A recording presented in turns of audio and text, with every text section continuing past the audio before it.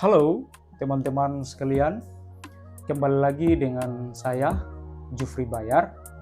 Kali ini saya akan memberikan sedikit catatan terkait dengan kasus penyebaran video syur yang diduga dilakukan oleh oknum siswa SMA berusia di atas 18 tahun yang lokus atau tempat kejadiannya di Kabupaten Pulau Morotai.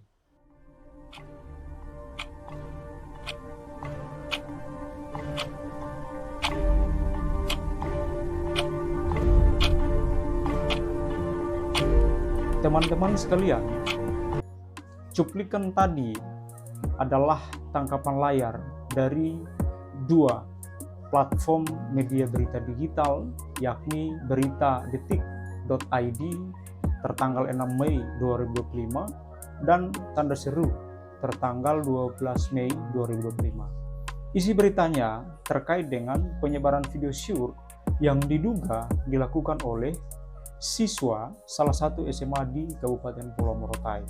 Sedangkan oknum di dalam video tersebut juga berstatus sebagai siswa di salah satu SMA di Kabupaten Pulau Morotai.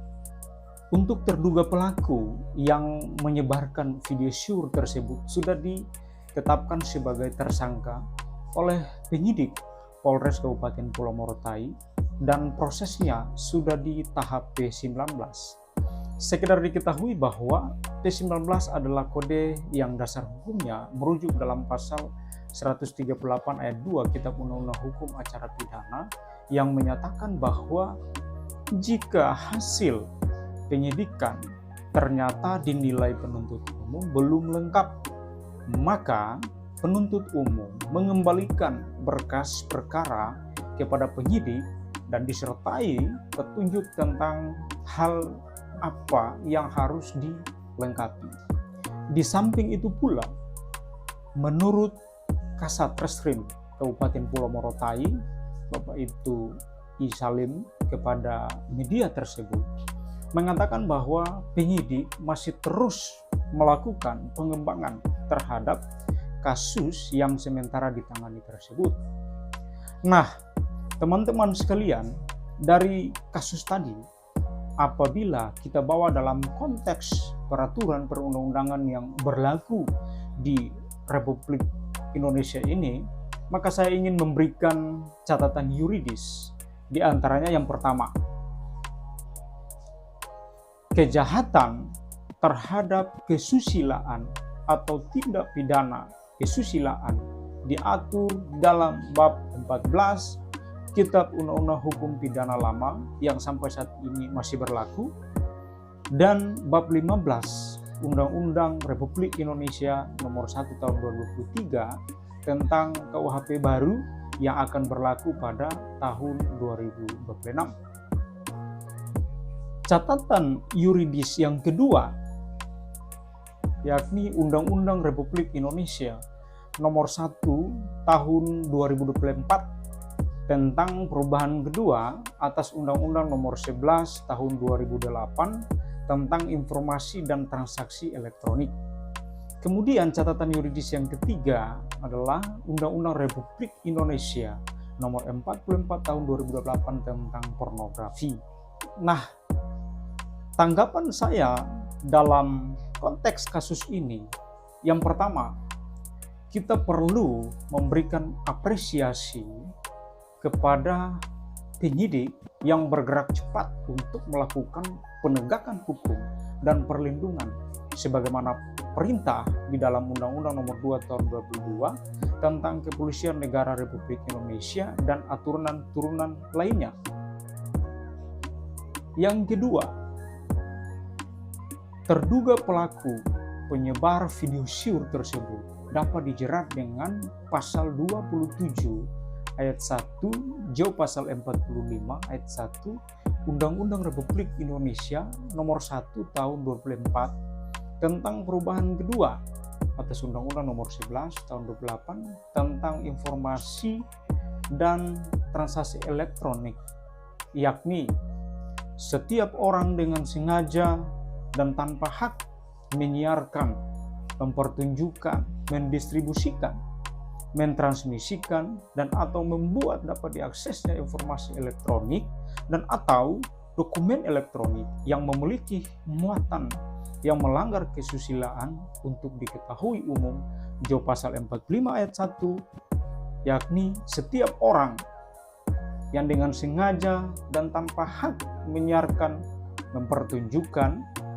mendistribusikan, mentransmisikan, dan atau membuat dapat diaksesnya informasi elektronik dan atau dokumen elektronik yang memiliki muatan yang melanggar kesusilaan untuk diketahui umum sebagaimana dimaksud dalam pasal 27 ayat 1, dipidana dengan pidana penjara paling lama 6 tahun dan atau denda paling banyak 1 miliar rupiah.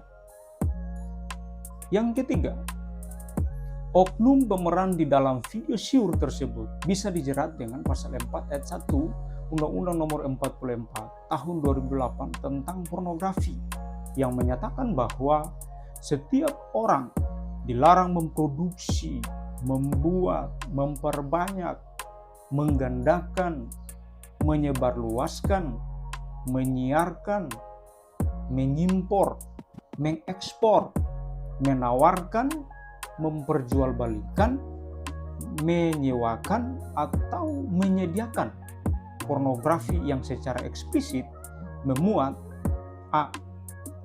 persenggamaan termasuk persenggamaan yang menyimpang, b. kekerasan seksual, c. masturbasi atau onani, d. keterlanjangan atau tampilan yang mengesankan ketelanjangan, e. alat kelamin, atau f. pornografi anak. Dengan pidana penjara paling singkat 6 bulan dan paling lama 12 tahun dan atau pidana denda paling sedikit 250 juta dan paling banyak 6 miliar. Namun dalam konteks pasal ini serta keterkaitannya dengan kasus yang tadi saya sudah sampaikan, penyidik harus menggali sedapat mungkin untuk memastikan dengan benar bahwa para oknum telah melanggar pasal tersebut.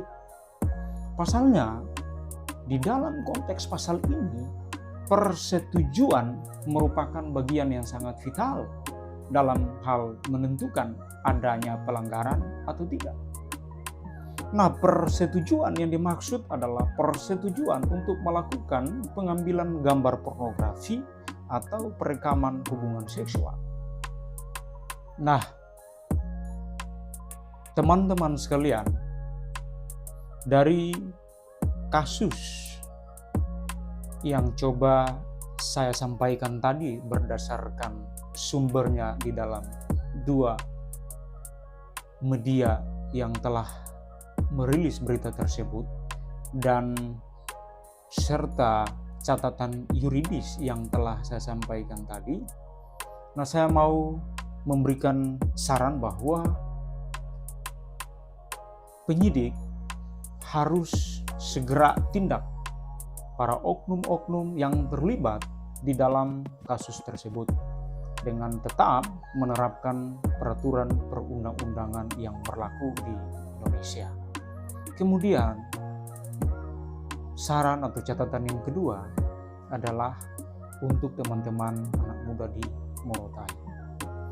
Ngoni, anak-anak muda yang ada di Kabupaten Pulau Morotai, khususnya yang masih duduk di bangku SMP dan SMA.